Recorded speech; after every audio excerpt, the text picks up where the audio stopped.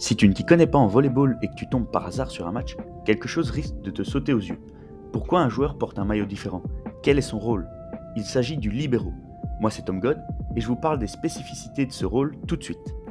Le libero est l'un des 5 postes principaux du volleyball. Si vous ne les connaissez pas, je vous invite à regarder cette vidéo où je les aborde tous. Le libero est un joueur spécialisé en défense et en réception. Il reste toujours sur la ligne arrière et ne va donc jamais se retrouver au bloc ou à l'attaque. Lorsqu'il passe à l'avant, il échange sa place avec le central. Lorsqu'un central a servi et que l'équipe adverse a repris le point, le libero va remplacer le central. Étant donné qu'il échange souvent sa place avec les centraux et qu'il est soumis à pas mal de restrictions, il doit porter un maillot différent pour être facilement reconnaissable par l'arbitre. Voyons maintenant quelles sont les restrictions de ce poste. Tout d'abord, comme dit précédemment, il ne peut pas évoluer sur la ligne avant et reste toujours au poste 1, 6 et 5. Le libero ne peut jamais envoyer une balle dans le camp adverse si la balle est complètement au-dessus de la hauteur de la bande blanche. Les autres joueurs arrière sont autorisés à l'envoyer dans le camp adverse s'ils sont derrière la ligne des 3 mètres. Cela ne veut pas dire que le libero ne peut pas prendre une balle qui est plus haute que la bande blanche. Il est par exemple autorisé de prendre une balle plus haute que la hauteur du filet pour défendre une balle déviée par le bloc.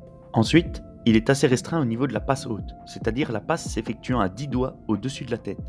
C'est un point important car il assure bien souvent le rôle du passeur si ce dernier se voit obligé de prendre la première touche de son équipe en défendant par exemple. Il assure ce rôle de second passeur car il n'est pas une option d'attaque vu la restriction abordée juste avant. Lorsqu'il est derrière la ligne des 3 mètres, il n'a aucune restriction pour ses passes. Au-delà des 3 mètres, il ne peut pas réaliser une passe haute pour que l'un de ses coéquipiers attaque. Il peut cependant réaliser une passe en manchette qui pourra alors être attaquée par un coéquipier. Attention, cela ne veut pas dire qu'il lui est interdit de prendre la balle en passe haute dans les 3 mètres. Il peut le faire à condition de soit l'envoyer directement dans le camp adverse, soit de faire la passe à un coéquipier qui ne pourra pas l'attaquer mais l'envoyer en passe haute ou en manchette par exemple. Il existe un moyen de contourner cette règle de la passe haute interdite dans les 3 mètres. Le libero peut sauter avant de franchir la ligne et réaliser sa passe en suspension avant d'atterrir dans les 3 mètres. Il sera alors considéré comme hors des 3 mètres au moment de la passe. Vous connaissez maintenant les caractéristiques du rôle assez particulier du libero.